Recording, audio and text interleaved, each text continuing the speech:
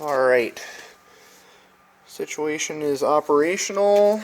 Blue light means that it's cold outside. Solid light here, which is red, means that the door is open, which you can see. And yellow flashing is countdown, so it's got a 2-minute timer. So, assuming all goes well at the end of the 2-minute timer, we should get door close automatically.